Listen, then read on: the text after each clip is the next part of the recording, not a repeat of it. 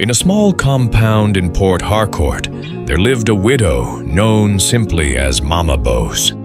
Every morning, long before the sun rose, while most people were still asleep, Mama Bose would wake up at 4 a.m. She would kneel beside her old wooden bed, whisper a short prayer, and then begin preparing her akara. Her life was not easy.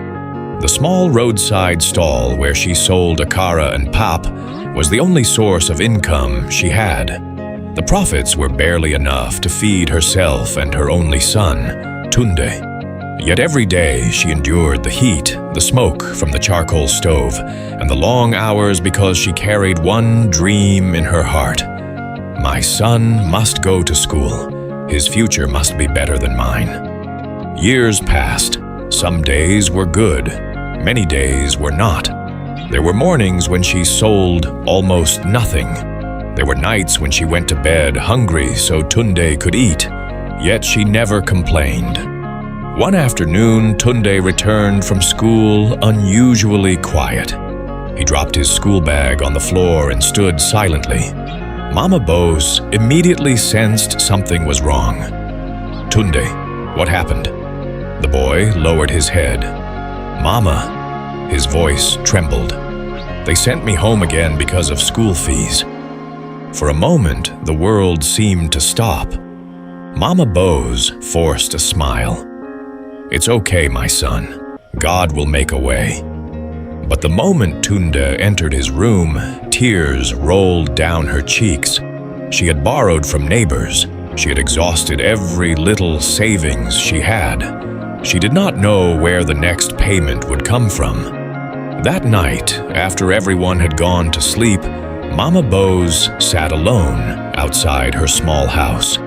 The sky was dark. The compound was silent. She looked upward and whispered, "Lord, I have done all I know to do. Please don't let my son's dream die." Then she wiped her tears and went to bed. The next morning, she returned to her stall as usual. Life had taught her something important. Even when your heart is breaking, responsibility does not wait. As she turned the akara in the hot oil, the sound of a vehicle interrupted her thoughts. A shiny black Jeep slowly pulled up in front of her stall. People nearby stopped what they were doing. Such vehicles rarely entered that part of town. The driver stepped out and opened the back door. A well-dressed man emerged. His polished shoes touched the dusty ground as he walked directly toward Mama Bose. The man stared at her for a moment. Then he smiled. "Ma, do you remember me?" Mama Bose looked carefully at his face. She searched her memory but could not recognize him. Slowly, she shook her head. The man smiled again. Years seemed to disappear from his face. "Many years ago," he began, "I was a young mechanic apprentice. I had no family in this city, no money, no hope." Mama Bose listened quietly. The man's voice became emotional. "There were days I had nothing to eat. Many people chased me away. Many people mocked me." He paused. "But you were different." The crowd had gathered around them now. The man continued. "For almost 1 month, you gave me free akara and pap every morning." Mama Bose's eyes widened. The memory slowly returned.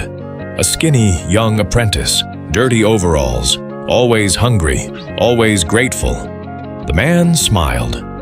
"One day, I asked why you kept helping me when you barely had enough for yourself." Tears formed in his eyes. "And you said something I never forgot." Mama Bose tried to remember. The man repeated her words. "Young man, never give up on yourself. God has not forgotten you." Suddenly, Mama Bose remembered everything. Her hands began to shake. The young apprentice was standing before her. Only now, he was a successful businessman. The man pointed toward Tunde, who was standing nearby. "Is that your son?" "Yes," Mama Bose replied softly. The man nodded. "Then listen carefully. He reached into his briefcase. "Your son will return to school tomorrow." Mama Bose stared at him. The man continued, "I own 3 companies today.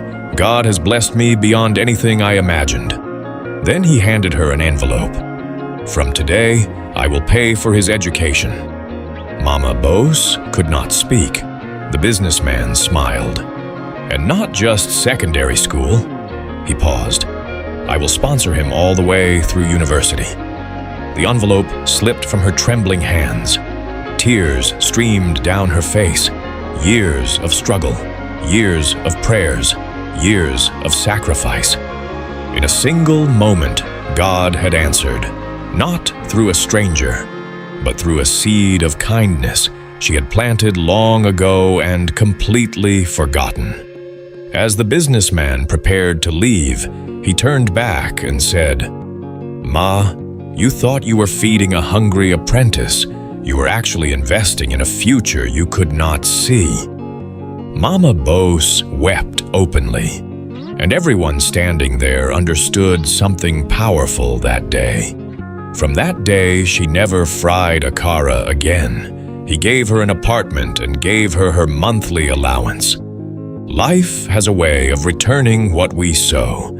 Many people help others only when they expect something in return. But true kindness asks for nothing. It gives because compassion is the right thing to do. The smallest act of kindness, a meal, a word of encouragement, a helping hand, may seem insignificant today, but it can become a miracle tomorrow. You may never know whose life you are changing. The person you encourage today may become the person God uses to help you tomorrow. Never despise small acts of goodness. Never stop doing good because nobody notices. And never believe your kindness is wasted. Some seeds take years to grow, but when they finally bear fruit, they often return greater than anything you imagined. For what is done with love is never lost. It simply waits for its season to come back as a blessing.